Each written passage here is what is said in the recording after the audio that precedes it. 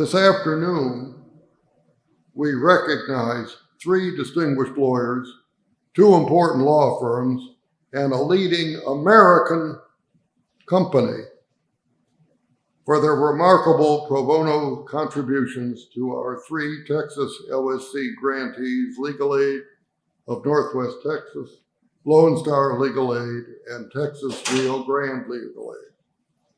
Now, as our LSC board travels to most every state before returning to one where we've held a formal meeting, and as our board only has 3 such meetings a year, although we'll be traveling a lot this year because of the 50th, but we will not likely return to the Houston area anytime very soon. And that makes these awards all the more special. They're particularly special, as I said, because they are the first awards we are giving in LSC's 50th anniversary year. And they reflect LSC's commitment to pro bono service, evidenced by our pro bono task force, most recently by LSC's Pro Bono Innovation Funds Grants Program, which has now awarded 139 grants totaling more than $40 million since its inception 10 years ago. These grants support projects that create solutions to persistent challenges in pro bono delivery systems, or explore new ways to implement pro bono services so that we can reach more low-income Americans and help them with their legal needs. These funds are directed to grantee projects that we hope are replicable, scalable, and focus on critical unmet needs. Last year, LSC awarded Pro Bono Innovation Fund grants totaling over $5 million to 17 legal aid organizations in 14 states. Legal Aid of Northwest Texas received a grant of nearly $385,000 to help low-income Texans in their area deal with arrest and conviction records that need to be expunged or covered by non-disclosure orders. Well, this expungement project is recruiting and training pro bono attorneys to represent clients in court so they can obtain the requisite orders.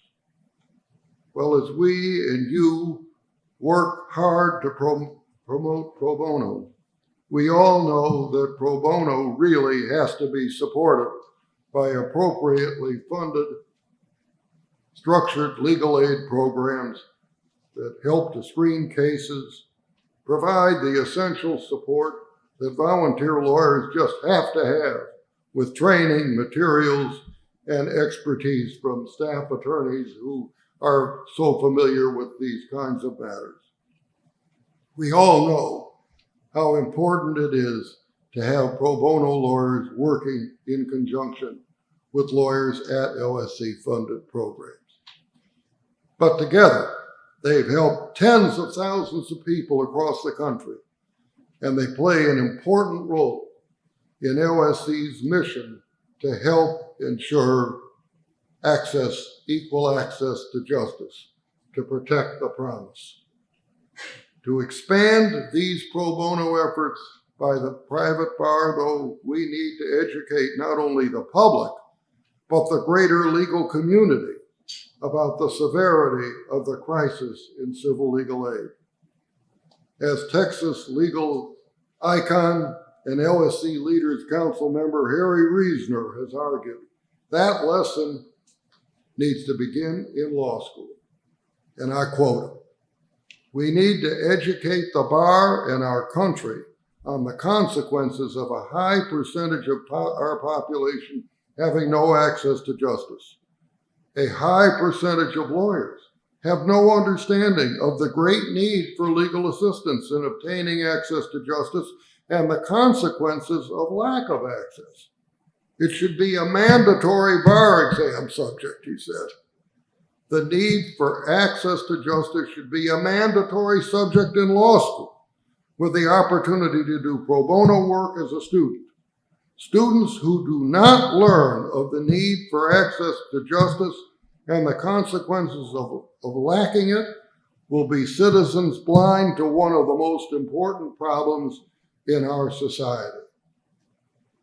We need to do better. Well, this afternoon, our 6 honorees here are showing the way, and they are hardly blind to this problem because their firms and their companies are devoting much of their time and efforts to expand access to justice for our most vulnerable citizens. And we are so grateful and the beneficiaries of their work. To give our first award, Father Pius, let's begin. I'm not getting the award, I'm giving.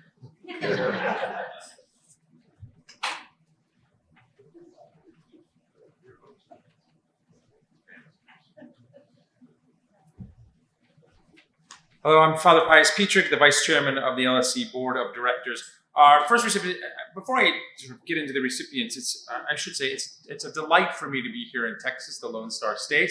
That Lone Star emblazoned on the flag, the Texas flag, a constant reminder of Texan independence, a willingness for Texas to go it alone when it needs to go it alone for the good of her people. But that is, in some ways, can be misleading.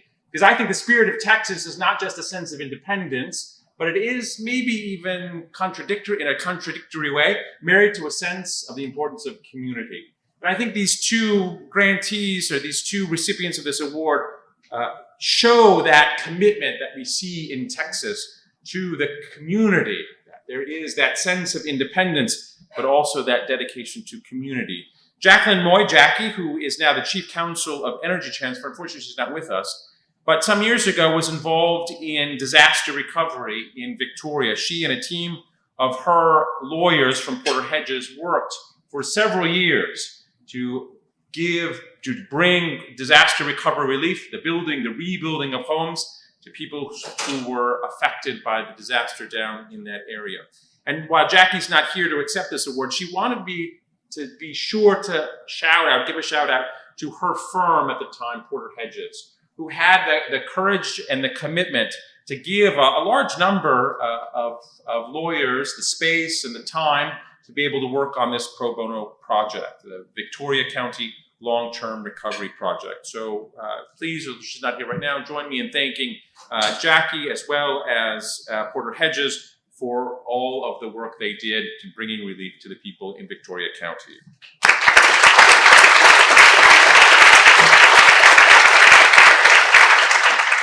No group of people has a greater commitment to the community than mothers, I think. And I think our next awardee, Amy War, is a great example of that. It's easy, I think, sometimes to get caught up in popular causes. It's hard to go against the grain. When you are working with a group that has strange ideas, does things a little bit different, and the state is responding to severe abuse, as happened in the fundamentalist LDS Church many years ago, as many of you know, here in Texas. It might be easy to say, well, these accusations are true, let's go with them. But we, as lawyers, have to always understand that we balance our commitment to taking seriously allegations of abuse with the commitment to due process and the good of allowing that process to show the truth. And so Amy War worked to reunite mothers and their children who had been separated by the state of Texas because of these allegations of abuse. She realized the importance of mothers in the life of their children. So too also in the federal Texas detention centers, in which she worked to grant a child care license to the federal detention center in Karnes City.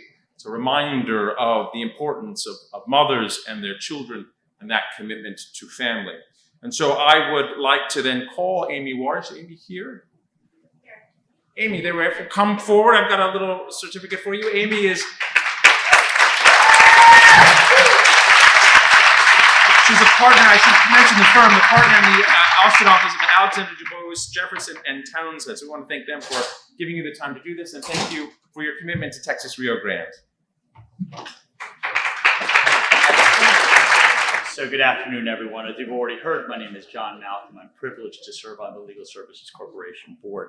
And it's my honor this afternoon to present Pro Bono Service Award to our next two awardees who were nominated by Lone Star Legal Aid.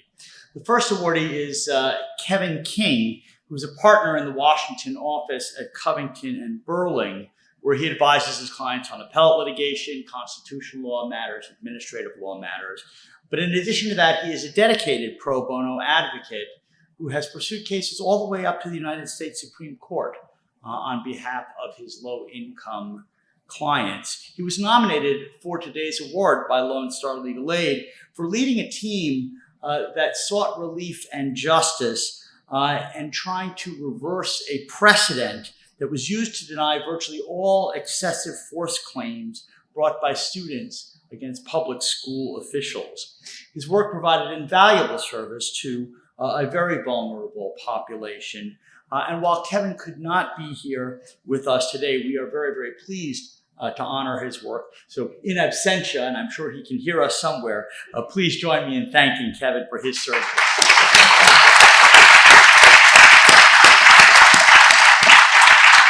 Our next honoree is Michael McNally. Michael practiced law for over 50 years.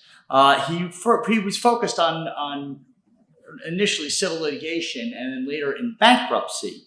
A resident of Tyler, Texas, and a longtime proponent of pro bono services.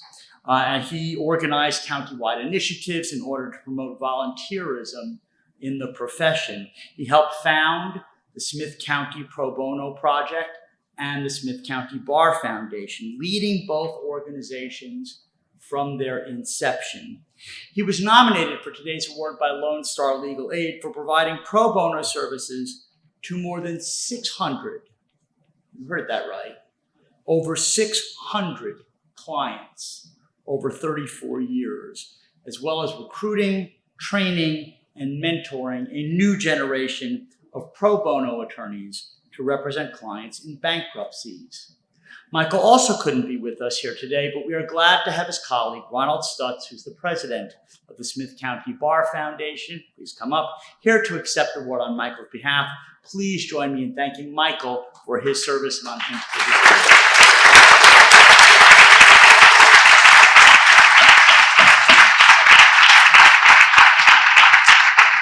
Hi, I'm Abby Kuzma, and it's my pleasure to close out the awards presentation with our nominees from Legal Aid of Northwest Texas.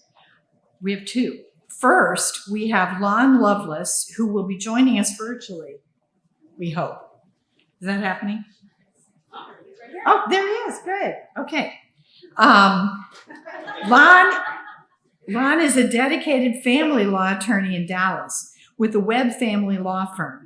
He has established a strong commitment to providing pro bono legal assistance in Texas for more than 20 years, with a specific focus on serving rural communities where aid often is not as readily available. He was nominated by Legal Aid of Northwest Texas for his years of involvement with the Family Law Essentials Seminars, a program designed to recruit attorneys to take on pro bono cases. During these seminars, attorneys attend a CLE presentation without charge, and then in exchange, agree to take 2 pro bono cases from the local legal aid program. During his tenure as chair of the pro bono committee and of the family law section of the State Bar of Texas, Lon has been instrumental in recruiting lawyers and judges to participate in these programs, as well expanding access to justice in smaller towns throughout the state. We are pleased to recognize him with this award today, and please join me in thanking and congratulating Lon.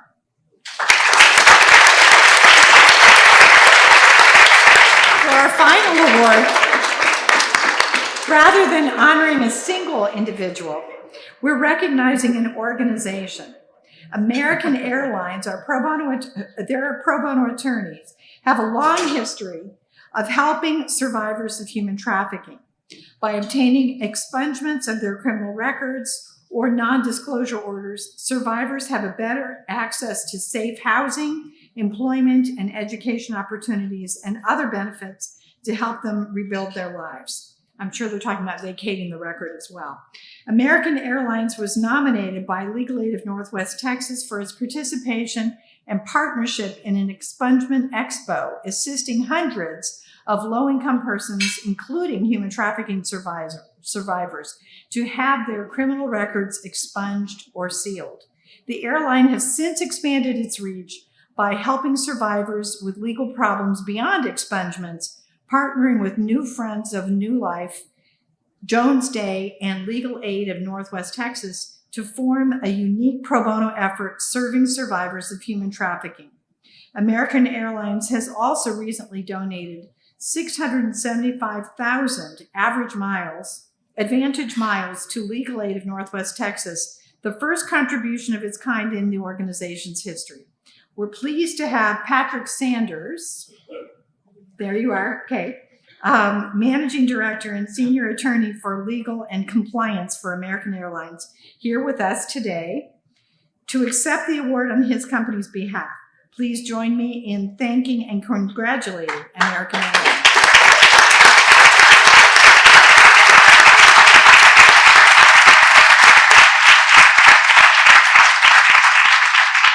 And I just wanted to say, it's this work is so important. I've been serving human trafficking victims since 2001, and these kinds of issues are so prevalent, and we're so grateful for Patrick.